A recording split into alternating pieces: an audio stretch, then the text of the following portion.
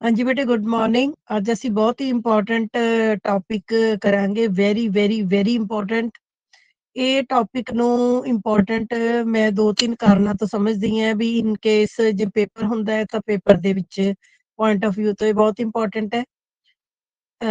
In case ਤੁਹਾਡੇ ਇਸ ਵਾਰੀ ਪੇਪਰ ਨਹੀਂ ਵੀ ਹੁੰਦੇ ਤਾਂ ਤੁਹਾਡੇ ਚ ਜਿਹੜੇ ਬੱਚਿਆਂ ਨੇ ਵੀ ਅੱਗੇ BA ਕਰਨੀ ਹੈ ਜਾਂ MA ਕਰਨੀ ਹੈ, ਸੋ ਇਹ ਤੁਹਾਡੀ ਇੱਕ ਪੂਰਾ ਪੇਪਰ ਮਤਲਬ ਚੱਲਦਾ ਹੈ ਜਿਹਨੂੰ ਆਪਾਂ ਇੰਟਰਨੈਸ਼ਨਲ ਪੋਲਿਟਿਕਸ ਕਹਿੰਦੇ ਆ। ਸੋ ਇੰਟਰਨੈਸ਼ਨਲ ਪੋਲਿਟਿਕਸ ਦੇ ਨਾਮ ਤੋਂ ਇਹ ਪੂਰਾ ਪੇਪਰ ਤੁਹਾਡਾ ਇੱਕ ਚੱਲੇਗਾ।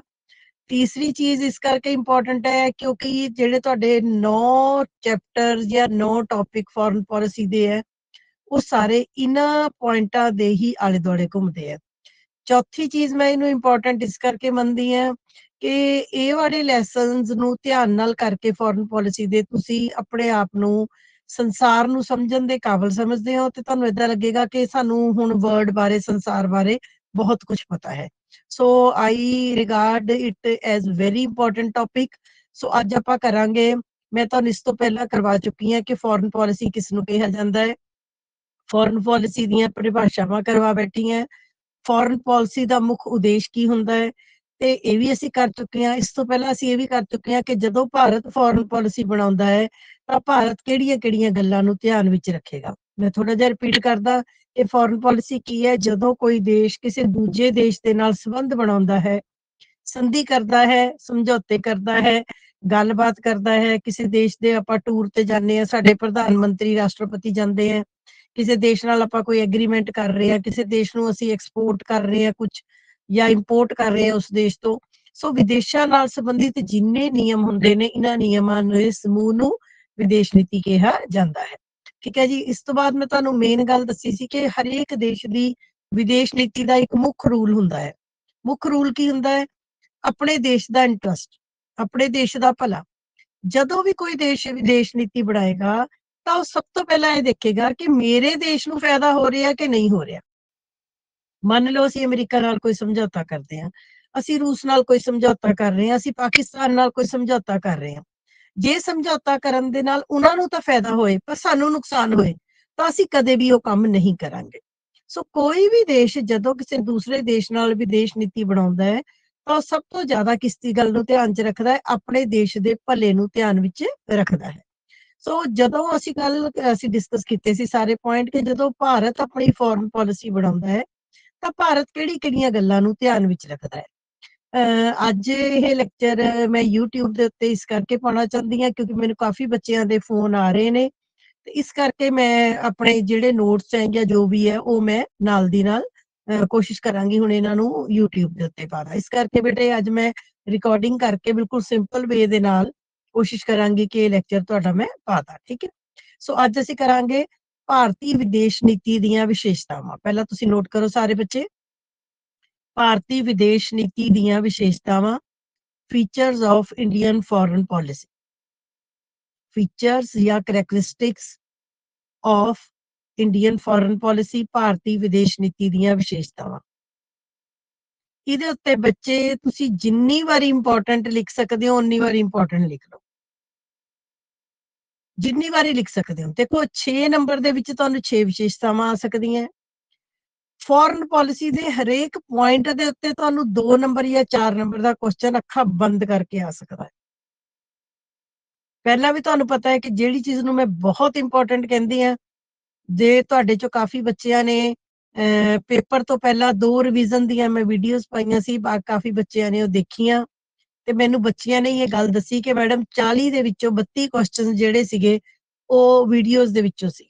ਸੋ ਬੱਚੇ ਸਾਡਾ ਇਹਦਾ ਮਤਲਬ ਇਹ ਨਹੀਂ ਕਿ ਮੈਂ ਪੇਪਰ ਪਾਇਆ ਜਾਂ ਕੁਝ, ਗੱਲ ਇਹ ਹੈ ਕਿ 25-26 ਸਾਲ ਦਾ ਜਿਹੜਾ ਐਕਸਪੀਰੀਅੰਸ ਹੈ ਸਾਡਾ ਉਹ ਇਹ ਕਾਊਂਟ ਕਰਦਾ ਹੈ। ਸੋ ਮੈਂ ਤੁਹਾਨੂੰ ਇਹ ਜ਼ਰੂਰ ਇਹ ਬਾਰ-ਬਾਰ ਦੱਸਣਾ ਚਾਹੁੰਦੀ ਹਾਂ ਬੇਟੇ ਕਿ ਇਹ ਜਿਹੜਾ ਆਪਾਂ ਹੁਣ ਲੈਸਨ ਕਰਨ ਲੱਗੇ ਹਾਂ ਭਾਰਤੀ ਵਿਦੇਸ਼ ਨੀਤੀ ਦੀਆਂ ਵਿਸ਼ੇਸ਼ਤਾਵਾਂ, ਇਹ ਬੇਟੇ ਮੋਸਟ ਇੰਪੋਰਟੈਂਟ, ਮੈਂ ਇਹਨੂੰ ਮੋਸਟ ਇੰਪੋਰਟੈਂਟ ਚੈਪਟਰਸ ਦੇ ਵਿੱਚੋਂ ਮੰਨਦੀ ਹਾਂ, most interesting and most important. ਠੀਕ ਹੈ ਜੀ।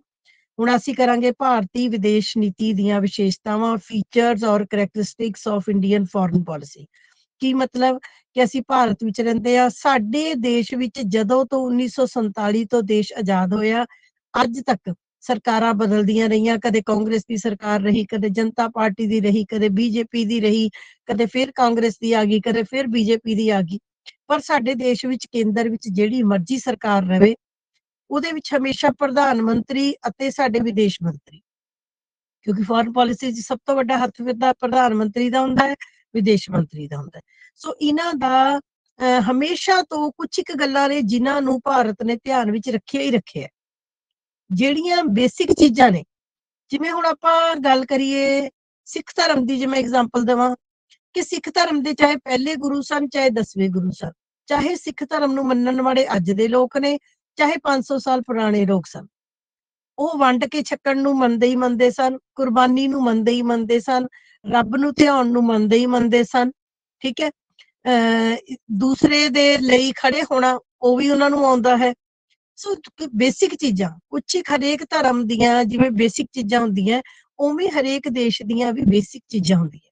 ਸੋ ਜਦੋਂ ਵੀ ਭਾਰਤ ਨੇ ਆਪਣੀ ਵਿਦੇਸ਼ ਨੀਤੀ ਬਣਾਈ ਹੈ, ਤਾਂ ਕਿਹੜੀਆਂ-ਕਿਹੜੀਆਂ ਗੱਲਾਂ ਭਾਰਤ ਦੀ ਵਿਦੇਸ਼ ਨੀਤੀ ਦੀਆਂ ਮੁੱਖ ਵਿਸ਼ੇਸ਼ਤਾਵਾਂ ਰਹੀਆਂ ਨੇ, ਇਹ ਅਸੀਂ ਅੱਜ ਡਿਸਕਸ ਕਰਾਂਗੇ। ਮੈਂ ਤੁਹਾਨੂੰ ਸਿੱਧਾ ਪੁਆਇੰਟ ਨਹੀਂ ਕਰਾਵਾਂਗੀ, ਮੈਂ ਤੁਹਾਨੂੰ ਹਮੇਸ਼ਾ ਬੈਕਗਰਾਉਂਡ ਤੋਂ ਗੱਲ ਸਮਝਾਵਾਂਗੀ। ਜੇ ਮੈਂ ਸਿੱਧਾ ਪੁਆਇੰਟ ਤੁਹਾਨੂੰ ਕਰਵਾਤਾ, ਤੁਹਾਨੂੰ ਸਮਝ ਨਹੀਂ ਆਣਾ, ਬਟ ਜੇ ਮੈਂ ਬੈਕਗਰਾਉਂਡ ਤੋਂ ਕੋਈ ਚੀਜ਼ ਤੁਹਾਨੂੰ ਸਮਝਾਉਂਦੀ ਹਾਂ ਤੇ ਉਹ ਤੁਹਾਨੂੰ ਸਮਝ ਆਏਗੀ। ਸੋ ਪਹਿਲਾ ਤੁਸੀਂ ਪੁਆਇੰਟ ਲਿਖੋ, ਗੁੱਟ ਨਿਰਲੇਪਤਾ। ਪਹਿਲੀ ਵਿਸ਼ੇਸ਼ਤਾ ਲਿਖੋ, ਗੁੱਟ ਨਿਰਲੇਪਤਾ। ਇੰਗਲਿਸ਼ ਚ ਇਹਨੂੰ ਲਿਖੋ non alignment. Non alignment English ਵਾਲੇ ਬੱਚਿਆਂ ਦੇ ਕੋਲ ਇੰਗਲਿਸ਼ ਮੀਡੀਅਮ ਦੀਆਂ ਬੁੱਕਸ ਹੈਗੀਆਂ, ਤੁਸੀਂ ਬੱਚੇ ਆਪਣੀ ਬੁੱਕਸ ਨੂੰ ਜ਼ਰੂਰ ਉੱਥੋਂ ਡਿਸਕਸ ਕਰਿਆ ਕਰੋ। ਨੌਨ ਅਲਾਈਨਮੈਂਟ, ਗੁੱਟ ਨਿਰਲੇਪਤਾ। ਹਾਂਜੀ, ਤੋਂ ਪਹਿਲਾਂ ਅੱਖਰ ਦੇ ਮੀਨਿੰਗ ਸਮਝੋ। ਦੇਖੋ, ਗੁੱਟ ਨਿਰਲੇਪਤਾ ਦੇ ਤੁਸੀਂ ਉੱਪਰ ਲਿਖ ਲਓ, ਪੁਆਇੰਟ ਦੇ ਉੱਪਰ ਲਿਖ ਲਓ 100 ਵਿੱਚੋਂ 500%। 100 ਚੋਂ ਮੈਂ 100 ਵੀ ਨਹੀਂ ਕਹਿ ਰਹੀ, ਦੇਖੋ ਮੈਂ 100 ਚ 100 ਨਹੀਂ ਕਿਹਾ, ਮੈਂ 100 ਵਿੱਚੋਂ 500% ਕਹਿ ਰਹੀ ਹਾਂ। ਇਹ ਪ੍ਰਸ਼ਨ ਪੇਪਰ 'ਚ ਛਪਣਾ ਹੀ ਛਪਣਾ ਹੈ, ਐਟ ਐਨੀ ਕਾਸਟ, ਹਰ ਕੀਮਤ ਦੇ ਉੱਤੇ। ਚਾਹੇ ਕੰਨ ਐ ਨੂੰ ਘੁਮਾ ਲੈਣ, ਚਾਹੇ ਐ ਨੂੰ ਘੁਮਾ ਲੈਣ, ਚਾਹੇ ਉੱਪਰੋਂ ਫੜ ਲਓ, ਚਾਹੇ ਥੱਲੋਂ ਫੜ ਲਓ, ਗੁੱਟ ਨਿਰਲੇਪਤਾ ਦੇ ਉੱਤੇ ਕੁਐਸਚਨ ਛਪਣਾ ਹੀ ਛਪਣਾ ਹੈ। ਚਾਹੇ 2 ਨੰਬਰ 'ਚ ਆ ਜੇ, ਚਾਹੇ 4 'ਚ ਆ ਜੇ, ਚਾਹੇ 6 'ਚ ਆ ਜੇ, ਚਾਹੇ ਪਹਿਰੇ 'ਚ ਆ ਜੇ, ਯਾਦ ਰੱਖਿਓ। ਹੁਣ ਦੇਖੋ ਸ਼ਬਦ ਹੈਗਾ ਗੁੱਟ ਨਿਰਲੇਪਤਾ। ਗੁੱਟ ਮੈਨੇ ਜੋੜਾ, ਗੁੱਟ ਮੈਨੇ ਸਮੂਹ, ਨਿਰਲੇਪ, ਨਿਰਲੇਪ ਸ਼ਬਦ ਗੁਰਬਾਣੀ 'ਚ ਵੀ ਬੜੀ ਵਾਰੀ ਆਇਆ। ਨਿਰਲੇਪ ਦਾ ਮਤਲਬ ਕੀ ਹੁੰਦਾ ਹੈ? ਅੰਦਰ ਰਹਿੰਦੇ ਹੋਏ ਵੀ ਵਿੱਚ ਨਾ ਰਹਿਣਾ। ਹੁਣ ਤੁਸੀਂ ਕਹੋਗੇ ਕਿੱਦਾਂ? ਕਮਲ ਦਾ ਫੁੱਲ, ਮੈਂ ਤੁਹਾਨੂੰ ਪੰਜਾਬੀ ਦੇ ਸਰਲ ਅਰਥ ਨਾਲ ਸਮਝਾ ਰਹੀ ਹਾਂ। ਕਮਲ ਦਾ ਫੁੱਲ, ਕਮਲ ਦਾ ਫੁੱਲ ਕਿੱਥੇ ਰਹਿੰਦਾ? ਚਿੱਕੜ 'ਚ। ਚਿੱਕੜ ਵਿੱਚ ਰਹਿੰਦੇ ਹੋਏ ਵੀ ਕਮਲ ਦੇ ਫੁੱਲ ਦੇ ਉੱਤੇ ਚਿੱਕੜ ਦਾ ਅਸਰ ਨਹੀਂ ਹੁੰਦਾ। ਉਹ ਦੇਖੋ ਕਿੰਨਾ ਬਿਊਟੀਫੁਲ ਹੁੰਦਾ, ਰਹਿੰਦਾ ਚਿੱਕੜ 'ਚ ਹੈ ਪਰ ਉਹ ਆਪਣੇ ਉੱਤੇ ਚਿੱਕੜ ਦਾ ਅਸਰ ਨਹੀਂ ਹੋਣ ਦਿੰਦਾ। ਗੁਰਬਾਣੀ 'ਚ ਕੀ ਲਿਖਿਆ ਹੋਇਆ ਹੈ? ਮੈਂ ਹਮੇਸ਼ਾ ਗੁਰਬਾਣੀ ਦੀ ਐਗਜ਼ਾਮਪਲ ਦਿੰਦੀ ਹਾਂ। ਗੁਰਬਾਣੀ 'ਚ ਕੀ ਲਿਖਿਆ ਕਿ ਤੁਸੀਂ ਦੁਨੀਆ ਵਿੱਚ ਰਹਿਣਾ ਹੈ, ਆਪਣੇ ਪਰਿਵਾਰ 'ਚ ਰਹਿਣਾ ਹੈ, ਆਪਣੇ ਬੱਚਿਆਂ 'ਚ, ਆਪਣੇ ਮਾਂ-ਪਿਓ 'ਚ, ਆਪਣੇ ਘਰ ਵਾਲੀ 'ਚ, ਆਪਣੇ ਸਕੇ ਸੰਬੰਧੀਆਂ ਦੇ ਵਿੱਚ ਰਹਿਣਾ ਹੈ। ਸਾਰੇ ਕੰਮ ਉੱਥੇ ਰਹਿ ਕੇ ਕਰਨੇ ਨੇ, ਗ੍ਰਸਤ ਜੀਵਨ 'ਚ ਰਹਿ ਕੇ ਕਰਨੇ ਨੇ, ਪਰ ਤੁਸੀਂ ਉਹਨਾਂ ਦੇ ਵਿੱਚ ਖੁੱਬਣਾ ਨਹੀਂ ਹੈਗਾ। ਪਰਮਾਤਮਾ ਨੂੰ ਯਾਦ ਰੱਖਣਾ ਹੈ। ਪਰਮਾਤਮਾ ਨੂੰ ਯਾਦ ਰੱਖਣ 'ਚ ਗੁਰਬਾਣੀ 'ਚ ਕਿਤੇ ਨੀ ਲਿਖਿਆ ਵੀ ਘਰ-ਬਾਰ ਛੱਡ ਕੇ ਜਾਓ, ਜੰਗਲਾਂ 'ਚ ਚਲੇ ਜਾਓ, ਨਾ। ਉਹ ਕਹਿੰਦੇ ਰਹਿਣਾ ਘਰ 'ਚ ਹੀ ਹੈ, ਕੰਮ ਵੀ ਕਰਨਾ ਹੈ, ਕਾਰੋਬਾਰ ਕਰਨਾ ਹੈ, ਦੁਕਾਨ ਕਰਨੀ ਹੈ, ਪੜ੍ਹਾਉਣਾ ਹੈ, ਆਪਣਾ ਸਾਰਾ ਕੰਮ ਕਰਨਾ ਹੈ, ਪਰ ਉਹਦੇ ਬਾਵਜੂਦ ਵੀ ਤੁਸੀਂ ਪਰਮਾਤਮਾ ਨਾਲ ਜੁੜੇ ਰਹਿਣਾ, ਨਿਰਲੇਪ ਰਹਿਣਾ। ਨਿਰਲੇਪ ਦਾ ਮਤਲਬ ਹੁੰਦਾ ਵਿੱਚ ਰਹਿੰਦੇ ਹੋਏ ਵੀ ਅਲੱਗ ਰਹਿਣਾ, ਵਿੱਚ ਰਹਿੰਦੇ ਹੋਏ ਉਸਦੀ ਗੰਦਗੀ ਤੋਂ, ਉਸਦੇ ਮਾੜੇ ਰੂਪ ਤੋਂ ਅਲੱਗ ਰਹਿਣਾ। ਹੁਣ ਮੈਂ ਤੁਹਾਨੂੰ ਕਮਲ ਦੇ ਫੁੱਲ ਦੀ ਕਿੰਨੀ ਵਧੀਆ ਐਗਜ਼ਾਮਪਲ ਦਿੱਤੀ ਹੈ, ਚਿੱਕੜ 'ਚ ਹੈ ਪਰ ਆਪਣੇ ਤੇ ਚਿੱਕੜ ਦਾ ਇੱਕ ਛਿੱਟਾ ਨਹੀਂ ਪੈਣ ਦਿੰਦਾ। ਠੀਕ ਹੈ, ਹੁਣ ਗੁੱਟ ਨਿਰਲੇਪਤਾ ਦਾ ਮਤਲਬ ਹੈ ਸਮੂਹਾਂ ਦੀ ਗੰਦੀ ਰਾਜਨੀਤੀ ਤੋਂ ਦੂਰ ਰਹਿਣਾ। ਪਹਿਲਾਂ ਤੁਸੀਂ ਮੀਨਿੰਗ ਲਿਖ ਲਓ। ਗੁੱਟ ਨਿਰਲੇਪਤਾ ਦਾ ਅਰਥ ਹੈ ਸਮੂਹਾਂ ਦੀ ਮਾੜੀ ਰਾਜਨੀਤੀ ਤੋਂ ਦੂਰ ਰਹਿਣਾ। To be far away from the cunning or bad politics of groups। ਹੋ ਸਕਦਾ ਹੈ ਮੇਰੇ ਇੰਗਲਿਸ਼ ਦੇ ਵਰਡਸ ਪ੍ਰੋਪਰ ਨਾ ਹੋਣ, ਬਟ ਗੱਲ ਸਮਝ ਆ ਜਾਏਗੀ। ਠੀਕ ਹੈ, ਫਾਰ ਅਵੇ ਰਹਿਣਾ ਹੈ ਕਿਹਦੇ ਤੋਂ? ਗਰੁੱਪਸ ਦੀ ਬੈਡ ਔਰ ਕਨਿੰਗ, ਚਲਾਕ, ਮੱਕਾਰੀ ਵਾਲੀ ਪੋਲਿਟਿਕਸ ਤੋਂ ਦੂਰ ਰਹਿਣਾ। ਹੁਣ ਕਹਾਣੀ ਸਮਝੋ, ਹੁਣ ਬੜੇ ਪਿਆਰ ਨਾਲ ਕਹਾਣੀ ਸੁਣਿਓ। ਬੇਟੇ ਮੈਂ ਤੁਹਾਨੂੰ ਦੱਸਾਂ, ਮਤਲਬ ਮੈਨੂੰ 12ਵੀਂ ਕਲਾਸ ਦੀ ਪੋਲੀਟੀਕਲ ਸਾਇੰਸ ਬਹੁਤ ਇੰਟਰਸਟਿੰਗ ਲੱਗਦੀ ਹੈ, ਬਹੁਤ ਜ਼ਿਆਦਾ। ਉਹਦਾ ਕਾਰਨ ਕੀ ਹੈ? Foreign policy. ਫੋਰਨ ਪਾਲਿਸੀ ਦੇ 9 ਚੈਪਟਰ ਇੰਨੇ ਮਸਤ ਚੈਪਟਰ ਨੇ ਨਾ, ਕਿ ਜੇ ਤਾਂ ਤੁਹਾਨੂੰ ਸਮਝ ਆ ਗਏ ਫਿਰ ਤਾਂ ਤੁਸੀਂ ਐਨ ਘੈਂਟ ਹੋ, ਮਤਲਬ ਅਲਟੀਮੇਟ ਨੰਬਰ ਆਉਣਗੇ। ਨੰਬਰ ਕੀ, ਤੁਹਾਡੀ ਨੌਲੇਜ ਹੀ ਅਲਟੀਮੇਟ ਹੋ ਜੂਗੀ ਯਾਰ, ਨੰਬਰਾਂ ਦੀ ਮੈਂ ਗੱਲ ਹੀ ਨਹੀਂ ਕਦੇ ਕਰਦੀ। ਹੈ ਵੀ ਬੜੇ ਇੰਟਰਸਟਿੰਗ। ਗੁੱਟ ਨਿਰਲੇਪਤਾ ਦਾ ਮਤਲਬ ਕੀ ਹੈ? ਕਿ ਜਦੋਂ ਭਾਰਤ ਬੇਟੇ ਆਜ਼ਾਦ ਹੋਇਆ, ਮੈਂ ਤੁਹਾਨੂੰ ਕਹਾਣੀ ਸੁਣਾਉਂਗੀ, ਹਰ ਗੱਲ ਦੇ ਪਿੱਛੇ ਤੁਹਾਨੂੰ ਬੈਕਗਰਾਉਂਡ ਜ਼ਰੂਰ ਦੱਸੂਗੀ। ਜਿੰਨੇ ਬੱਚੇ ਵੀ ਸੁਣਨ ਵਾਲੇ ਆ, ਪੜ੍ਹਨ ਵਾਲੇ ਆ, ਮੈਂ ਜ਼ਰੂਰ ਦੱਸਦੀ ਹਾਂ, ਚਾਹੇ 5 ਬੱਚੇ ਪੜ੍ਹਨ ਵਾਲੇ ਹੋਣ। ਜਦੋਂ ਭਾਰਤ ਆਜ਼ਾਦ ਹੋਇਆ 1947 ਦੇ ਵਿੱਚ, ਮੈਂ ਤੁਹਾਨੂੰ ਕੱਲ ਦੱਸਿਆ ਸੀ ਕਿ ਭਾਰਤ ਵਿੱਚ ਗਰੀਬੀ ਵੀ ਸੀ, ਬੇਰੁਜ਼ਗਾਰੀ ਵੀ ਸੀ, ਭੁੱਖਮਰੀ ਵੀ ਸੀ, ਰੋਟੀ ਦੀ ਵੀ ਕਮੀ ਸੀ, ਪਿਛੜਾਪਨ ਸੀ, ਤੱਪੜ ਰੁੱਲੇ ਹੋਏ ਸੀ ਭਾਰਤ ਦੇ ਵੀ, ਪਾਕਿਸਤਾਨ ਦੇ ਵੀ, ਦੋਨਾਂ ਦੇ। ਮਸਾਂ ਤਾਂ 200 ਸਾਲ ਅੰਗਰੇਜ਼ਾਂ ਦੇ ਗੁਲਾਮ ਰਹੇ। ਅੰਗਰੇਜ਼ਾਂ ਨੇ ਸਾਡੀ ਚੰਗੀ ਐਸੀ ਤੈਸੀ ਫੇਰੀ, ਜਿੰਨੀ ਫੇਰ ਹੁੰਦੀ। ਮੁੜ ਕੇ ਜਦੋਂ ਅੰਗਰੇਜ਼ ਛੱਡ ਕੇ ਗਏ, ਸੋਚੋ ਤੁਸੀਂ, ਜਿਹੜਾ ਬੰਦਾ 200 ਸਾਲ ਦੀ ਗੁਲਾਮੀ ਤੋਂ ਬਾਅਦ ਉਹਦਾ ਮਾੜਾ ਹਾਲ ਹੁੰਦਾ। ਉਸ ਸਮੇਂ ਸੀਨ ਕਿਆ ਸੀ? ਇੱਕ ਤੁਸੀਂ ਹੋਰ ਗੱਲ ਯਾਦ ਰੱਖਣੀ ਆ, 1945 ਤੋਂ ਲੈ ਕੇ 1950-52 ਤੱਕ, 1945 ਤੋਂ ਲੈ ਕੇ 1952-55 ਤੱਕ, ਇਹ 8-10 ਸਾਲ ਐਸੇ ਸੀ ਜਿਹਦੇ ਵਿੱਚ ਕੱਲਾ ਭਾਰਤ ਆਜ਼ਾਦ ਨਹੀਂ ਹੋਇਆ, ਦੁਨੀਆ ਦੇ ਕਾਫੀ ਦੇਸ਼ ਆਜ਼ਾਦ ਹੋਏ, ਕਾਫੀ ਦੇਸ਼, ਹੋਰ ਵੀ ਕਈ ਦੇਸ਼ ਆਜ਼ਾਦ ਹੋਏ। ਔਰ ਜੇ ਆਪਾਂ ਗੁੱਟਾਂ ਦੀ ਗੱਲ ਕਰਦੇ ਆ, ਯਾਦ ਰੱਖਿਓ, ਮੇਰੀ ਥੋੜੀ ਜਿਹੀ ਗੱਲ ਸਮਝਣ ਦੀ ਕੋਸ਼ਿਸ਼ ਕਰਿਓ। ਇੱਕ ਜਿਵੇਂ ਯੂਰਪੀਅਨ ਗੁੱਟ ਹੈ, ਯੂਰਪ ਵਾਲਾ, ਤੁਹਾਡਾ ਅਮਰੀਕਾ, ਇੰਗਲੈਂਡ, ਇਹ ਉਹ ਯੂਰਪੀਅਨ, ਅੰਗਰੇਜ਼ ਲੋਕ, ਗੋਰੇ ਲੋਕ, ਉਹਨਾਂ ਦੇ ਤਾਂ ਉਹ ਹੈ ਹੀ ਅਮੀਰ ਨੇ। ਉਹ ਅਮੀਰ ਵੀ ਨੇ, ਉਹ ਪੜ੍ਹੇ ਲਿਖੇ ਵੀ ਹੈ, ਉਹਨਾਂ ਕੋਲ ਪੈਸਾ ਵੀ ਹੈ, ਉਹਨਾਂ ਨੇ ਰਾਜ ਵੀ ਕੀਤਾ ਹੈ, ਉਹ ਟੋਰੀਫਾਈਡ। ਇੱਕ ਮਹਾਦੀਪ ਹੈ ਸਾਡੇ ਕੋਲ, ਕੰਟੀਨੈਂਟ ਹੈ ਅਫਰੀਕਾ। ਤੂੰ ਸੁਣਿਆ ਹੋਣਾ ਅਫਰੀਕਾ। ਅਫਰੀਕਾ ਦੇ ਲੋਕ ਕੀ ਨੇ, ਜਿਹਨੂੰ ਆਪਾਂ ਨੇ, ਅਸੀਂ ਆਮ ਭਾਸ਼ਾ ਵਿੱਚ ਕਹਿਣਾ ਨਹੀਂ ਚਾਹੀਦਾ, ਪਰ ਅਸੀਂ ਜੇ ਤੁਹਾਨੂੰ ਸਮਝਾਉਣ ਲਈ ਦੱਸਦੀ ਹਾਂ, ਜਿਹਨੂੰ ਆਪਾਂ ਨਿਗਰੋ ਕਹਿ ਦਿੰਦੇ ਹਾਂ, ਕਾਲੇ ਲੋਕ ਨੇ ਉਹ। ਵਿਚਾਰੇ ਰੰਗ ਵੀ ਕਾਲਾ, ਉਹਨਾਂ ਦੀ ਸ਼ਕਲ ਵੀ ਸਾਡੇ ਵਰਗੀ ਹੋਈ ਹੈ। ਦੂਜੀ ਗੱਲ, ਗਰੀਬ ਨੇ, ਅਨਪੜ੍ਹ ਨੇ, ਬੇਰੁਜ਼ਗਾਰ ਨੇ, ਪਿਛੜਾਪਨ ਹੈ, ਗਰੀਬੀ ਹੈ, ਬੁਰਾ ਹਾਲ ਹੈ। ਉਹ ਅਫਰੀਕਾ ਮਹਾਦੀਪ। ਤੀਜਾ ਮਹਾਦੀਪ ਆਪਾਂ ਗੱਲ ਕਰਦੇ ਹਾਂ ਏਸ਼ੀਆ, ਏਸ਼ੀਅਨ ਕੰਟੀਨੈਂਟ, ਜਿਹਦੇ ਵਿੱਚ ਆਪਾਂ ਰਹਿੰਦੇ ਹਾਂ। ਏਸ਼ੀਆ ਕੰਟੀਨੈਂਟ ਦਾ ਵੀ ਇਹੀ ਹਾਲ ਹੈ। ਏਸ਼ੀਆ ਕੰਟੀਨੈਂਟ ਦੇ ਵਿੱਚ ਚਾਹੇ ਭਾਰਤ ਹੈ, ਪਾਕਿਸਤਾਨ ਹੈ, ਚੀਨ ਸੀ, ਸ਼੍ਰੀਲੰਕਾ ਸੀ, ਨੇਪਾਲ, ਭੂਟਾਨ, ਕਈ ਕੁਛ ਹੈ, ਕਈ ਹੋਰ ਵੀ ਦੇਸ਼। ਏਸ਼ੀਆ ਦੇ ਵੀ ਮੈਕਸਿਮਮ ਕੰਟਰੀਜ਼ ਕਿਹੜੇ ਸੀ? ਗਰੀਬ ਵੀ ਸੀ, ਬੇਰੁਜ਼ਗਾਰ ਵੀ ਸੀ, ਸਾਰੇ, ਮਤਲਬ ਜੋ ਵਿਚਾਰੇ ਤੱਪੜ ਰੁੱਲੇ ਪਏ ਸਾਰੇ। ਹੁਣ 1945 ਤੋਂ ਲੈ ਕੇ 1955 ਦੇ ਟਾਈਮ ਦੇ ਵਿੱਚ ਇਕੱਲਾ ਭਾਰਤ ਆਜ਼ਾਦ ਨਹੀਂ ਹੋਇਆ, ਬਲਕਿ ਕਈ ਦੇਸ਼ ਆਜ਼ਾਦ ਹੋਏ। ਕੋਈ ਫਰਾਂਸ ਦੇ ਅਧੀਨ ਸੀ, ਕੋਈ ਜਰਮਨੀ ਦੇ ਅਧੀਨ ਸੀ, ਕੋਈ ਇੰਗਲੈਂਡ ਦੇ ਤਾਂ ਖੈਰ ਬਹੁਤ ਹੀ ਅਧੀਨ ਸੀ। ਇੰਗਲੈਂਡ ਦੇ ਤਾਂ ਬਹੁਤ ਕੰਟਰੀਜ਼ ਅਧੀਨ ਸੀ। ਸੋ ਇਹ ਜਿਹੜੇ ਸਾਰੇ ਦੇਸ਼ ਅਧੀਨ ਸੀ, ਇਹ ਹੌਲੀ-ਹੌਲੀ ਇੱਕ ਦੂਜੇ ਨੂੰ ਦੇਖਦੇ ਹੋਏ, ਇੱਕ ਦੇਸ਼ ਨੇ ਸੁਤੰਤਰਤਾ ਲਈ, ਦੂਜੇ ਨੇ ਲਈ, ਤੀਜੇ ਨੇ ਲਈ, ਇਹ ਸੁਤੰਤਰ ਹੋਏ। ਹੁਣ ਉਸ ਸਮੇਂ ਸੀਨ ਕਿਆ ਸੀ? ਉਦੋਂ ਹਾਲਾਤ ਕੀ ਸੀ? ਵੀ ਜਦੋਂ ਕੋਈ ਦੇਸ਼ ਨਵਾਂ ਆਜ਼ਾਦ ਹੁੰਦਾ ਸੀ, ਤਾਂ ਉਸ ਸਮੇਂ ਸੰਸਾਰ 2 ਗੁੱਟਾਂ ਵਿੱਚ ਵੰਡਿਆ ਹੋਇਆ ਸੀ। ਇੱਕ ਅਮਰੀਕੀ ਗੁੱਟ ਸੀ, ਇੱਕ ਰੂਸ ਦਾ ਗੁੱਟ ਸੀ। 2 ਪਾਵਰਫੁਲ ਕੰਟਰੀ ਸੀ। ਇੱਕ ਅਮਰੀਕਾ ਵਾਲਾ ਸੀਗਾ, ਇੱਕ ਰੂਸ ਵਾਲਾ ਸੀਗਾ। ਅਮਰੀਕਾ ਡੈਮੋਕ੍ਰੇਸੀ, ਲੋਕਤੰਤਰ, ਰੂਸ ਸਾਮਵਾਦੀ ਦੇਸ਼। ਦੋਨਾਂ ਵਿੱਚ ਦੁਸ਼ਮਣੀ ਸੀ। ਅਮਰੀਕਾ ਕਹਿੰਦਾ ਸੀ ਮੈਂ ਸੁਪਰ ਪਾਵਰ ਹੈ, ਦੁਨੀਆ ਤੇ ਰਾਜ ਮੈਂ ਕਰਨਾ। ਰੂਸ ਕਹਿੰਦਾ ਸੀ ਮੈਂ ਸੁਪਰ ਪਾਵਰ ਹੈ, ਦੁਨੀਆ ਤੇ ਰਾਜ ਮੈਂ ਕਰਨਾ। ਹੁਣ ਦੁਨੀਆ ਤੇ ਰਾਜ ਕੌਣ ਕਰੇਗਾ? ਜਿਹਦੇ ਮਗਰ ਜ਼ਿਆਦਾ ਦੇਸ਼ ਹੋਣਗੇ। ਇਸ ਕਰਕੇ ਇਹ ਕੀ ਕਰਦੇ ਸੀ, ਜਦੋਂ ਕੋਈ ਦੇਸ਼ ਆਜ਼ਾਦ ਹੁੰਦਾ ਸੀ, ਦੋਨੋਂ ਦੇਸ਼ ਇਹਨੂੰ ਆਪਣੇ ਵੱਲ ਖਿੱਚਣ ਦੀ ਕੋਸ਼ਿਸ਼ ਕਰਦੇ ਸੀ। ਮੰਨ ਲਓ ਕੋਈ ਦੇਸ਼ ਆਜ਼ਾਦ ਹੋਇਆ, ਅਮਰੀਕਾ ਉਹਨੂੰ ਕਹਿੰਦਾ ਸੀ ਵੀ ਆ ਜਾ ਤੂੰ ਸਾਡੇ ਗਰੁੱਪ ਚ ਆ, ਸਾਨੂੰ ਸ਼ਾਮਲ ਹੋ, ਸਾਡੇ ਨਾਲ ਸ਼ਾਮਲ ਹੋ। ਰੂਸ ਕਹਿੰਦਾ ਸੀ ਤੂੰ ਸਾਡੇ ਨਾਲ ਸ਼ਾਮਲ ਹੋ। ਦੋਨੋਂ ਦੇਸ਼ ਆਜ਼ਾਦ ਹੋਏ ਨਵੇਂ ਦੇਸ਼ ਨੂੰ ਆਪਣੇ ਵੱਲ ਖਿੱਚਣ ਦੀ ਕੋਸ਼ਿਸ਼ ਕਰਦੇ ਸੀ। ਜਿਵੇਂ ਮੰਨ ਲਓ ਘਰ ਦੇ ਵਿੱਚ ਇੱਕ ਨਵੀਂ ਕੁੜੀ ਵਿਆਹ ਕੇ ਆਈ, ਮੰਨ ਲਓ ਦਰਾਣੀਆਂ ਜਠਾਣੀਆਂ, ਦਰਾਣੀ ਕੋਸ਼ਿਸ਼ ਕਰਦੀ ਹੈ ਮੇਰੇ ਨਾਲ ਰਲ ਜੇ, ਜਠਾਣੀ ਕੋਸ਼ਿਸ਼ ਕਰਦੀ ਮੇਰੇ ਨਾਲ ਰਲ ਜੇ। ਫਿਰ ਕੀ ਕਰਦੇ ਨੇ? ਦੋਨੋਂ ਚੰਗੀਆਂ ਬਣ ਬਹਿੰਦੀਆਂ ਉਹਨੂੰ। ਦਰਾਣੀ ਵੀ ਉਹਨੂੰ ਖੁਸ਼ ਕਰਨ ਦੀ ਕੋਸ਼ਿਸ਼ ਕਰਦੀ, ਜਠਾਣੀ ਵੀ ਖੁਸ਼ ਕਰਨ ਦੀ ਕੋਸ਼ਿਸ਼ ਕਰਦੀ। ਕਿਉਂ? ਵੀ ਦੋਨੋਂ ਚਾਹੁੰਦੀਆਂ ਵੀ ਸਾਡੇ ਵਿੱਚ ਆ ਜਾਵੇ। ਇਸੇ ਤਰੀਕੇ ਨਾਲ ਜਦੋਂ ਕੋਈ ਦੇਸ਼ ਆਜ਼ਾਦ ਹੁੰਦਾ ਸੀ, ਰੂਸ ਵੀ ਉਹਨੂੰ ਬੜੀਆਂ ਸਹੂਲਤਾਵਾਂ ਦਿੰਦਾ ਸੀ, ਬੜੇ ਲਾਲਚ ਦਿੰਦਾ ਸੀ, ਪੈਸਾ ਦਿੰਦਾ ਸੀ, ਸੈਨਿਕ ਮਦਦ ਦਿੰਦਾ ਸੀ। ਹੋਰ ਉਹਨੂੰ ਜੋ ਚਾਹੀਦਾ ਸੀ ਰੂਸ ਕਹਿੰਦਾ ਸੀ ਤੂੰ ਸਾਡੇ ਤੋਂ ਚੱਕ ਪਰ ਤੂੰ ਸਾਡੇ ਵਿੱਚ ਸ਼ਾਮਲ ਹੋ। ਅਮਰੀਕਾ ਕਹਿੰਦਾ ਸੀ ਤੂੰ ਸਾਡੇ ਤੋਂ ਸਾਰਾ ਸਮਾਨ ਚੱਕ ਪਰ ਸਾਡੇ ਵਿੱਚ ਸ਼ਾਮਲ ਹੋ। ਹੁਣ ਅਗਲਾ ਪੰਗਾ ਕਿਆ ਸੀ ਵੀ ਜੇ ਤਾਂ ਕੋਈ ਦੇਸ਼ ਰੂਸ ਵਿੱਚ ਸ਼ਾਮਲ ਹੋ ਜਾਂਦਾ ਸੀ ਰੂਸ ਦੇ ਗੁੱਟ ਵਿੱਚ, ਤਾਂ ਉਹ ਰੂਸ ਵਾਲਿਆਂ ਦਾ ਦੋਸਤ ਬਣ ਗਿਆ, ਅਮਰੀਕਾ ਵਾਲੇ ਗੁੱਟ ਦਾ ਕੀ ਬਣ ਗਿਆ? ਦੁਸ਼ਮਣ ਬਣ ਗਿਆ।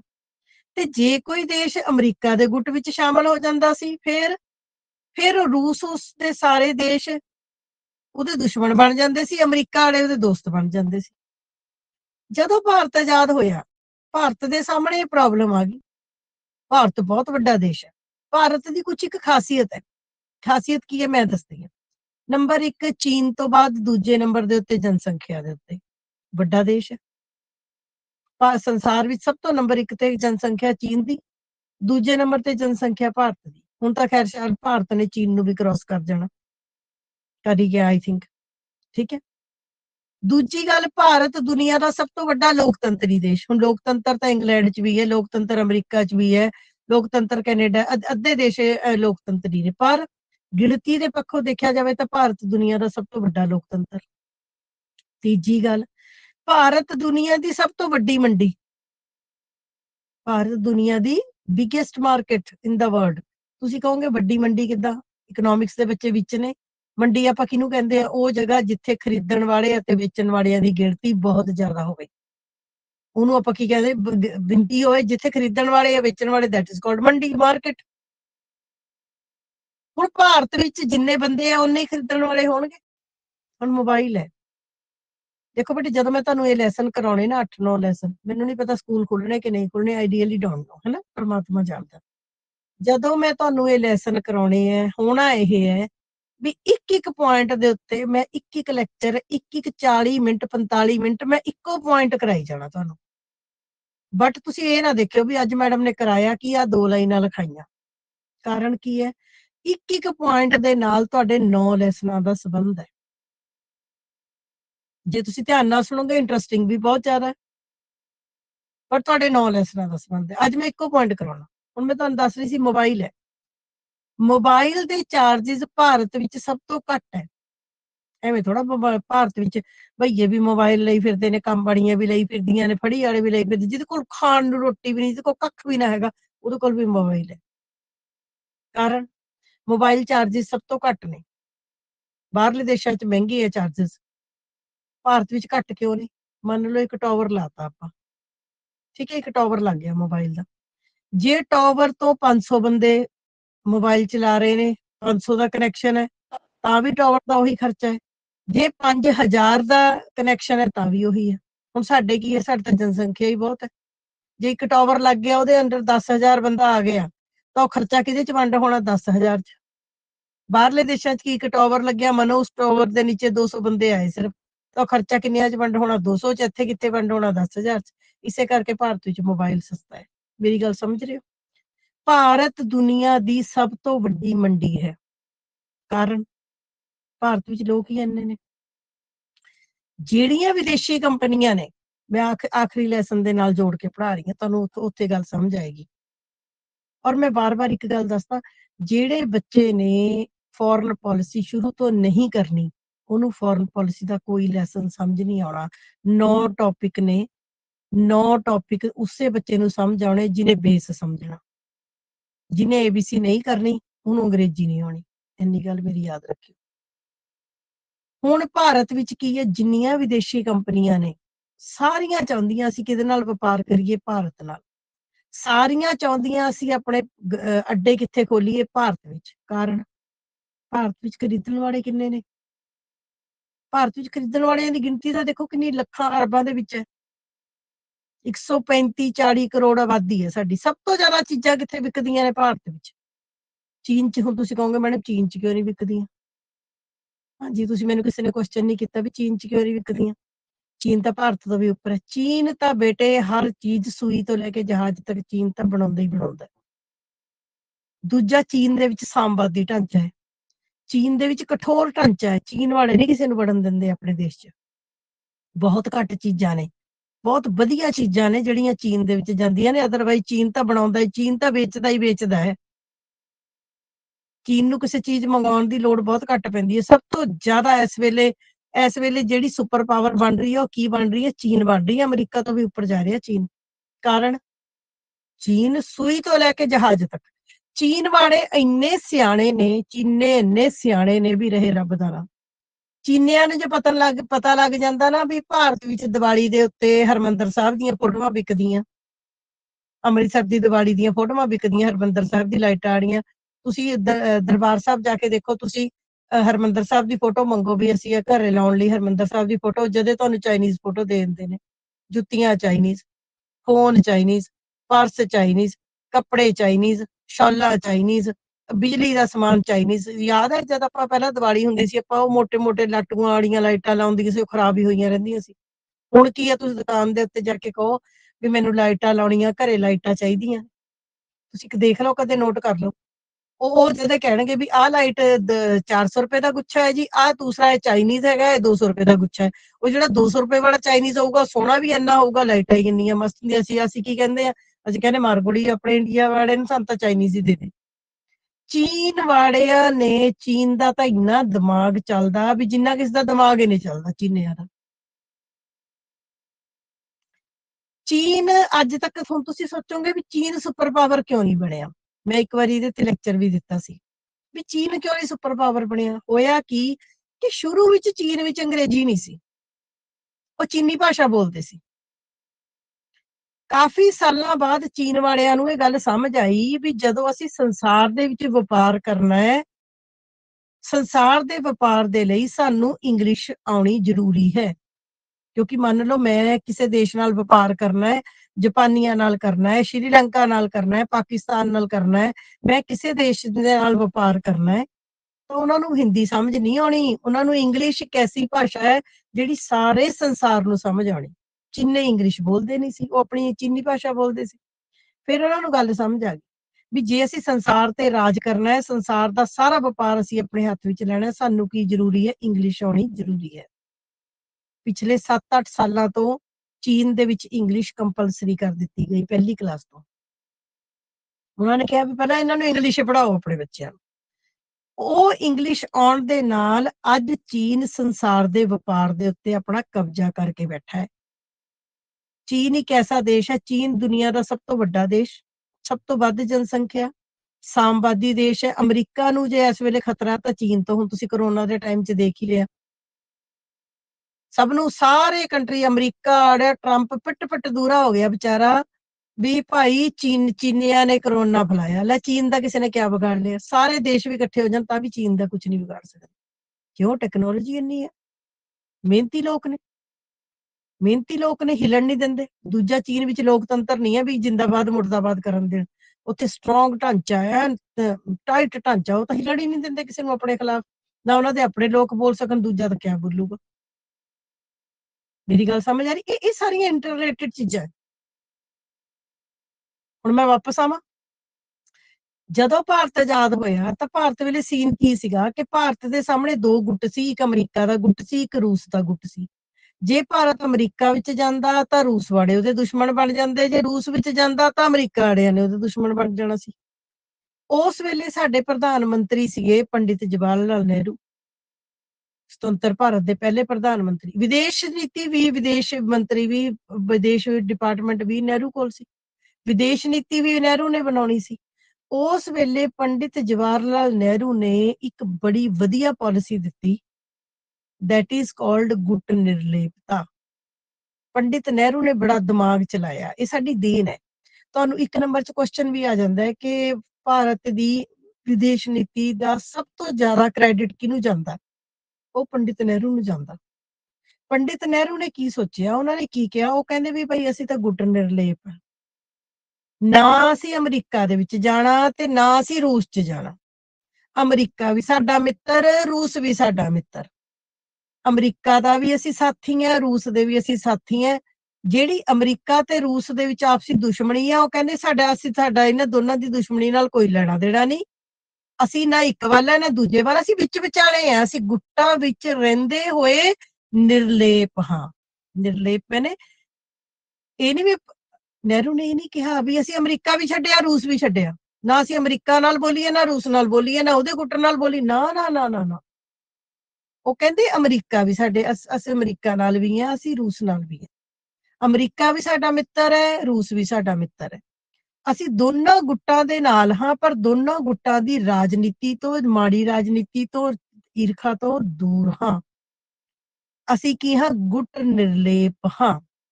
ਗੁੱਟ ਨਿਰਲੇਪ ਮੈਨੇ ਗੁੱਟਾਂ ਵਿੱਚ ਰਹਿੰਦੇ ਹੋਏ ਵੀ ਗੁੱਟਾਂ ਦੀ ਰਾਜਨੀਤੀ ਤੋਂ, ਗੁੱਟਾਂ ਦੀ ਦੁਸ਼ਮਣੀ ਤੋਂ ਅਸੀਂ ਕੀ ਰਹਿ ਦੂਰ ਰਵਾਂਗੇ। ਇਹ ਉਦੋਂ ਦੀ ਫੋਰਨ ਪਾਲਿਸੀ ਨਹਿਰੂ ਨੇ ਅਪਣਾਈ। ਉਸ ਤੋਂ ਬਾਅਦ ਫਿਰ ਨਹਿਰੂ ਨੇ ਕੀ ਕਿਹਾ ਕਿ ਜਦੋਂ ਵੀ ਭਾਰਤ ਵਿਦੇਸ਼ ਨੀਤੀ ਬਣਾਏਗਾ, ਉਹ 1947 ਤੋਂ ਲੈ ਕੇ ਅੱਜ ਤੱਕ, ਜਦੋਂ ਵੀ ਭਾਰਤ ਵਿੱਚ ਕੋਈ ਕੇਂਦਰ ਸਰਕਾਰ ਆਉਂਦੀ ਹੈ, ਜਦੋਂ ਵਿਦੇਸ਼ ਨੀਤੀ ਬਣਾਉਂਦੀ ਹੈ, ਤਾਂ ਅੱਜ ਵੀ ਭਾਰਤ ਦੀ ਪਾਲਿਸੀ ਇਹ ਹੈ ਵੀ ਅਸੀਂ ਭਾਈ ਸੰਸਾਰ ਵਿੱਚ ਭਾਵੇਂ 2 ਗੁੱਟ ਬਣ ਜਾਣ, ਭਾਵੇਂ 4 ਬਣ ਜਾਣ, ਭਾਵੇਂ 6 ਬਣ ਜਾਣ, ਭਾਰਤ ਕਿਸੇ ਗੁੱਟ ਵਿੱਚ ਸ਼ਾਮਲ ਨਹੀਂ ਹੋਏਗਾ। ਭਾਰਤ ਸਾਰਿਆਂ ਨਾਲ ਬਰਾਬਰ ਵਿਹਾਰ ਕਰੇਗਾ, ਸਾਰਿਆਂ ਨਾਲ ਮਿੱਤਰਤਾ ਬਣਾਏਗਾ। ਸਾਡੇ ਲਈ ਕੋਈ ਚੰਗਾ ਨਹੀਂ, ਕੋਈ ਮਾੜਾ ਨਹੀਂ। ਸਾਡੀ ਜਦੋਂ ਅਸੀਂ ਫੋਰਨ ਪਾਲਿਸੀ ਬਣਾਵਾਂਗੇ, ਅਸੀਂ ਸਾਰਿਆਂ ਨਾਲ ਬਰਾਬਰ ਵਿਹਾਰ ਕਰਾਂਗੇ। ਹੁਣ ਅਜਿਹਾ ਭਾਰਤ ਨੇ ਕਿਉਂ ਕੀਤਾ?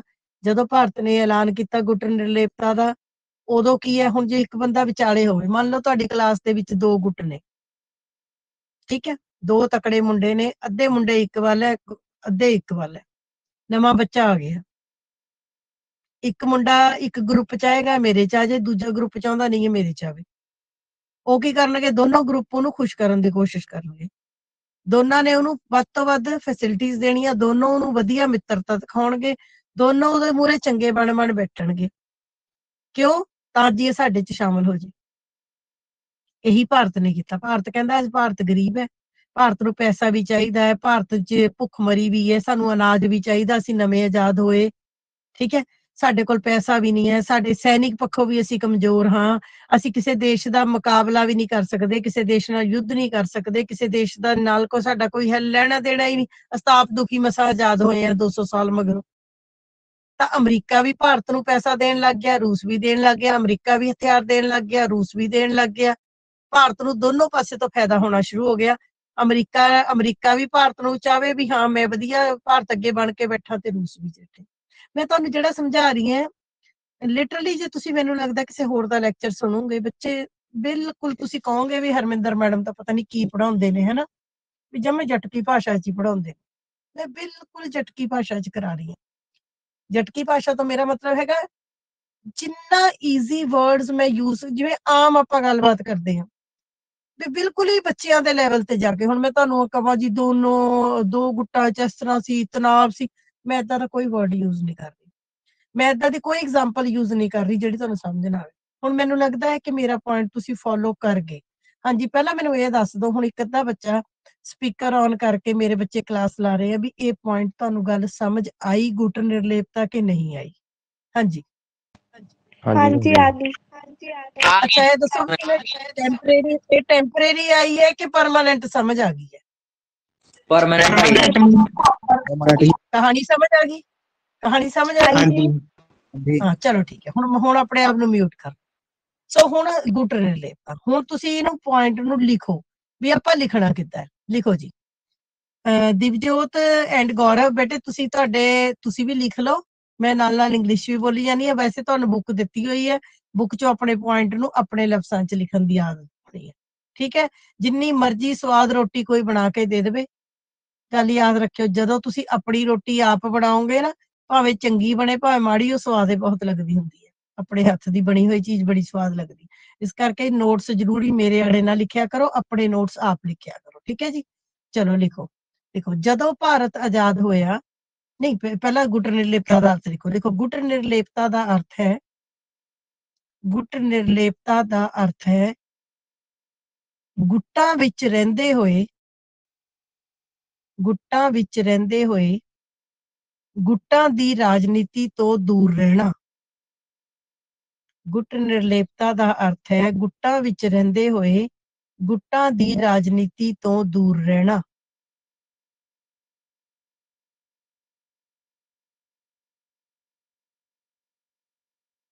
ਦੇਖੋ, ਜਦੋਂ ਭਾਰਤ ਆਜ਼ਾਦ ਹੋਇਆ, ਉਸ ਸਮੇਂ ਸੰਸਾਰ ਵਿੱਚ ਦੋ ਵੱਡੇ ਗੁੱਟ ਸਨ।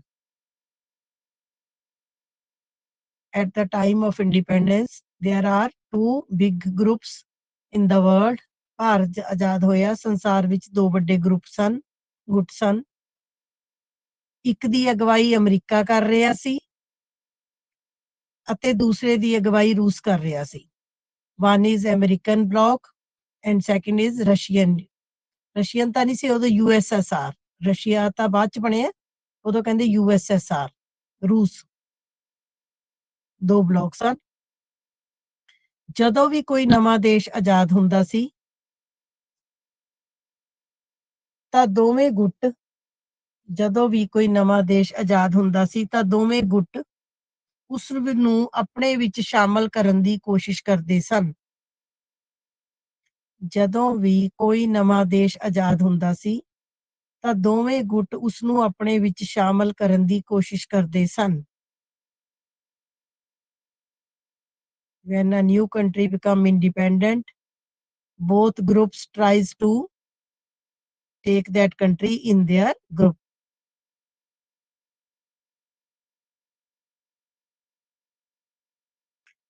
ਇੱਕ ਗੁੱਟ ਵਿੱਚ ਸ਼ਾਮਲ ਹੋ ਜਾਣ ਦਾ ਮਤਲਬ ਸੀ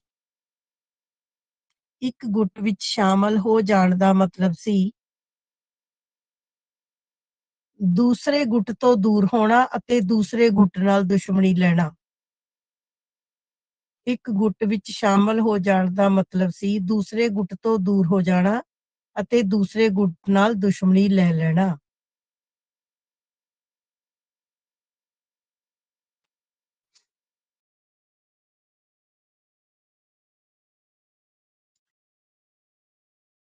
ਉਸ ਸਮੇਂ ਭਾਰਤ ਦੇ ਪ੍ਰਧਾਨ ਮੰਤਰੀ ਅਤੇ ਵਿਦੇਸ਼ ਮੰਤਰੀ ਪੰਡਿਤ ਨਹਿਰੂ ਨੇ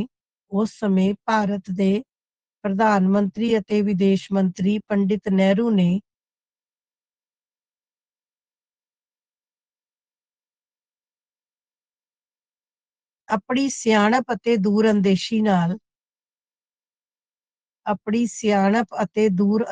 ਨਾਲ with his intelligence and foresightedness ਇਹ ਫੈਸਲਾ ਕੀਤਾ ਕਿ ਭਾਰਤ ਗੁੱਟ ਨਿਰਲੇਪ ਰਹੇਗਾ। will become non-aligned।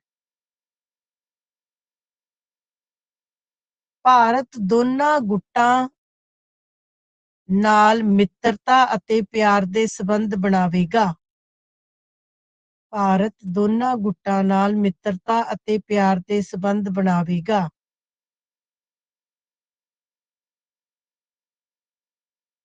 India will maintain peace and love and friendship with both groups. Bharat ਦੋਨਾਂ ਗੁੱਟਾਂ ਦੇ ਤਣਾਅ ਅਤੇ ਦੁਸ਼ਮਣੀ ਤੋਂ ਦੂਰ ਰਹੇਗਾ।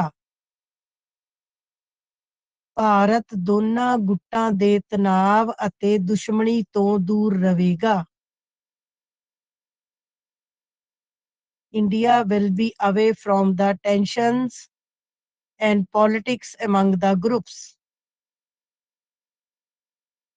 ਉਹ ਕਹਿੰਦੇ ਕਿ ਅਸੀਂ ਦੋਨਾਂ ਗੁੱਟਾਂ ਦੀ ਟੈਨਸ਼ਨ ਤੋਂ, ਤਣਾਅ ਤੋਂ ਅਤੇ ਗੰਦੀ ਰਾਜਨੀਤੀ ਤੋਂ, ਈਰਖਾ ਤੋਂ ਦੂਰ ਰਵਾਂਗੇ। ਭਾਰਤ ਸ਼ਾਂਤੀ ਅਤੇ ਮਿੱਤਰਤਾ ਵਿੱਚ ਵਿਸ਼ਵਾਸ ਰੱਖੇਗਾ। India will believe in peace and friendship.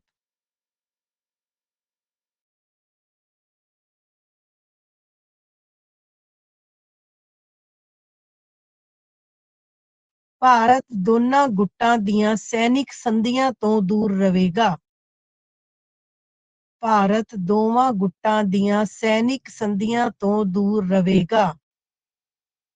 India will aligned from the military pacts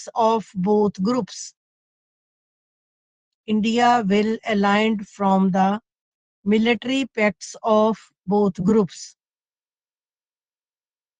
ਸੈਨਿਕ ਸੰਧੀ ਦਾ ਹੁਣ ਮੇਰੇ ਤੋਂ ਇੱਕ ਮਿੰਟ ਮਤਲਬ ਸਮਝ ਲਓ। ਮੈਂ ਇਹੋ ਜਿਹਾ ਕੋਈ ਵਰਡ ਨਹੀਂ ਬੋਲਣਾ ਚਾਹੁੰਦੀ। ਸੈਨਿਕ ਸੰਧੀ ਦਾ ਮਤਲਬ ਹੁੰਦਾ ਹੈ ਸੈਨਾ ਵੱਲੋਂ ਸੰਧੀ ਕਰ ਲੈਣਾ। ਮੰਨ ਲਓ ਮੈਂ ਅਮਰੀਕਾ ਨਾਲ ਸੈਨਿਕ ਸੰਧੀ ਕਰ ਲਈ ਤਾਂ ਇਹਦਾ ਮਤਲਬ ਹੈ ਜੇ ਮੇਰੇ ਤੇ ਕੋਈ ਹਮਲਾ ਕਰੇਗਾ ਤਾਂ ਕੱਲਾ ਮੇਰੇ ਤੇ ਹਮਲਾ ਨਹੀਂ ਹੋਏਗਾ, ਉਹਦਾ ਜਵਾਬ ਸਾਰੇ ਅਮਰੀਕਾ ਵਾਲੇ ਅਸੀਂ ਰਲ ਕੇ ਦੇਵਾਂਗੇ। ਵੀ ਤੂੰ ਕੱਲਾ ਨਹੀਂ ਹੈ, ਤੂੰ ਕੱਲਾ ਨਹੀਂ ਹੈ। ਸੈਨਿਕ ਸੰਧੀ ਦਾ ਮਤਲਬ ਮੰਨ ਲਓ 10 ਦੇਸ਼ਾਂ ਨੇ ਸੈਨਿਕ ਸੰਧੀ ਕਰ ਲਈ, 10 ਕਮਜ਼ੋਰ ਦੇਸ਼ਾਂ ਨੇ ਸੈਨਿਕ ਸੰਧੀ ਕਰ ਲਈ ਵੀ ਭਾਈ ਸਾਡੇ 10 ਚੋਂ ਜਿਹਦੇ ਉੱਤੇ ਵੀ ਕੋਈ ਹਮਲਾ ਕਰੂਗਾ ਅਸੀਂ 10 ਦੇ 10 ਇਕੱਠੇ ਉਹਦਾ ਜਵਾਬ ਦੇਵਾਂਗੇ। ਸੋ ਏਦਾਂ ਦੇ ਸੈਨਿਕ ਸੰਧੀਆਂ ਬਹੁਤ ਹੋਈਆਂ ਪਈਆਂ ਸੀ ਸੰਸਾਰ ਵਿੱਚ। ਅਮਰੀਕਾ ਵਾਲਿਆਂ ਨੇ ਆਪਣੀ ਕੀਤੀ ਹੋਈ ਸੀ, ਰੂਸ ਵਾਲਿਆਂ ਨੇ ਆਪਣੀ, ਕਈ ਦੇਸ਼ਾਂ ਨੇ। ਉਹਦੇ ਚ ਕੀ ਹੈ ਕਿ 10-15 ਦੇਸ਼ ਰਲ ਜਾਂਦੇ ਆ, 10-15 ਦੇਸ਼ ਰਲ ਕੇ ਕਹਿੰਦੇ ਵੀ ਜਿਹੜਾ ਬੰਦਾ ਸਾਡੇ ਨਾਲ ਸਾਡੇ ਗਰੁੱਪ ਸ਼ਾਮਲ ਹੋਏਗਾ, ਜੇ ਉਹਨੂੰ ਹਮਲੇ ਦੀ ਲੋੜ ਪੈ ਗਈ, ਉਹਨੂੰ ਕਿਤੇ ਸੈਨਾ ਦੀ ਲੋੜ ਪੈ ਗਈ, ਹਥਿਆਰਾਂ ਦੀ ਲੋੜ ਪੈ ਗਈ, ਤਾਂ ਉਹ ਕੱਲਾ ਲੜਾਈ ਨਹੀਂ ਕਰੇਗਾ। ਅਸੀਂ 10 ਦੇ 10 ਉਹਦੇ ਨਾਲ, 12 ਦੇ 12, 15 ਦੇ 15 ਉਹਦੇ ਨਾਲ ਲੜਾਈ ਕਰਾਂਗੇ। ਇਹਨੂੰ ਕਹਿੰਦੇ ਸੈਨਿਕ ਸੰਧੀ। ਸੋ ਭਾਰਤ ਨੇ ਕੀ ਕਿਹਾ ਕਿ ਨਾ ਭਾਰਤ ਕਿਸੇ ਦੀ ਲੜਾਈ ਚਾਹੇਗਾ, ਭਾਰਤ ਕਿਸੇ ਦੇਸ਼ ਦੇ ਨਾਲ ਸੈਨਿਕ ਸੰਧੀ ਵੀ ਨਹੀਂ ਕਰੇਗਾ। ਭਾਰਤ ਲਈ ਸਾਰੇ ਗੁੱਟ ਬਰਾਬਰ ਨੇ, ਸਾਰੇ ਦੇਸ਼ ਬਰਾਬਰ ਨੇ।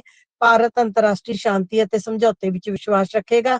ਇਸ ਕਰਕੇ ਭਾਰਤ ਦੋਨੋਂ ਗੁੱਟਾਂ ਦੇ ਵਿੱਚ ਰਹਿੰਦੇ ਹੋਏ ਵੀ ਦੋਨੋਂ ਗੁੱਟਾਂ ਦੀ ਰਾਜਨੀਤੀ ਤੋਂ ਅਲੱਗ ਰਹੇਗਾ। This is called non alignment, ਗੁੱਟ ਨਿਰਲੇਪਤਾ। ਠੀਕ ਹੈ ਜੀ, ਹਾਂਜੀ ਹੁਣ ਦੱਸੋ ਸਮਝ ਆਇਆ? Yes ma'am. हाँ जी मैम। 100%। हाँ देखो ਅੱਜ ਆਪਾਂ ਨੇ 40 ਮਿੰਟ ਵਿੱਚ ਇੱਕ ਪੁਆਇੰਟ ਕੀਤਾ, 40 ਮਿੰਟ ਵਿੱਚ ਆਪਾਂ ਇੱਕ ਪੁਆਇੰਟ ਕੀਤਾ। ਹੁਣ ਤੁਸੀਂ ਹਿਸਾਬ ਲਾ ਲਓ, ਪਰ ਇਹ ਇੱਕ ਪੁਆਇੰਟ ਨਹੀਂ ਹੈ। ਜਿਹਨੂੰ ਇਹ ਇੱਕ ਪੁਆਇੰਟ ਸਮਝ ਆ ਗਿਆ ਅਗਲੇ 9 ਚੈਪਟਰ ਉਹਨੂੰ ਸਮਝ ਆਉਣੇ, ਕਿਉਂਕਿ ਤੁਹਾਡੇ ਸਿਲੇਬਸ ਦੇ ਵਿੱਚ ਭਾਰਤ ਦੇ ਪਾਕਿਸਤਾਨ ਨਾਲ ਵੀ ਸੰਬੰਧ ਨੇ, ਚੀਨ ਨਾਲ ਵੀ ਸੰਬੰਧ ਨੇ, ਅਮਰੀਕਾ ਨਾਲ ਵੀ ਹੈ, ਰੂਸ ਨਾਲ ਵੀ ਹੈ। ਫਿਰ ਅਸੀਂ ਗਲੋਬਲਾਈਜੇਸ਼ਨ ਵੀ ਕਰਨੀ ਹੈ, ਅਸੀਂ ਹਿਊਮਨ ਰਾਈਟਸ ਵੀ ਕਰਨੇ। ਅਸੀਂ ਸਾਰੇ ਲੈਸਨ ਜਦੋਂ ਕਰਨੇ ਹੈ, ਸਾਰਕ ਕਰਨਾ, ਸਾਰੇ ਲੈਸਨ ਕਰਨੇ, ਉਹ ਇਹਨਾਂ ਸਾਰੀ ਗੱਲਾਂ ਦੇ ਉੱਤੇ ਡਿਪੈਂਡ ਕਰਦੇ। ਇੱਕ ਇੱਕ ਗੱਲ ਮੈਂ ਤੁਹਾਨੂੰ ਵਾਰ-ਵਾਰ ਕਹੀ ਜਾਣਾ ਵੀ ਉੱਥੇ ਮੈਂ ਤੁਹਾਨੂੰ ਇਹ ਦੱਸਿਆ ਸੀ, ਉੱਥੇ ਮੈਂ ਤੁਹਾਨੂੰ ਇਹ ਦੱਸਿਆ ਸੀ। ਠੀਕ ਹੈ ਜੀ, ਹੁਣ ਇੱਕ ਆਖਰੀ ਲਾਈਨ ਲਿਖੋ ਕਿ 1947 ਤੋਂ ਲੈ ਕੇ ਅੱਜ ਤੱਕ, 1947 ਤੋਂ ਲੈ ਕੇ ਅੱਜ ਤੱਕ, from 1947 to till date, ਜਦੋਂ ਵੀ ਭਾਰਤ ਵਿਦੇਸ਼ ਨੀਤੀ ਬਣਾਉਂਦਾ ਹੈ ਤਾਂ ਉਹ ਗੁੱਟ ਨਿਰਲੇਪਤਾ ਨੂੰ ਜ਼ਰੂਰ ਧਿਆਨ ਵਿੱਚ ਰੱਖਦਾ ਹੈ। ਜਦੋਂ ਵੀ ਭਾਰਤ ਵਿਦੇਸ਼ ਨੀਤੀ ਬਣਾਉਂਦਾ ਧਿਆਨ ਵਿੱਚ ਰੱਖਦਾ ਹੈ। 1947 to till date, India always consider non-alignment as the main feature of our foreign policy. ਗੁੱਟ ਨਿਰਲੇਪਤਾ ਭਾਰਤੀ ਵਿਦੇਸ਼ ਨੀਤੀ ਦੀ ਮੁੱਖ ਵਿਸ਼ੇਸ਼ਤਾ ਹੈ। ਗੁੱਟ ਨਿਰਲੇਪਤਾ ਭਾਰਤੀ ਵਿਦੇਸ਼ ਨੀਤੀ ਦੀ ਮੁੱਖ ਵਿਸ਼ੇਸ਼ਤਾ ਹੈ।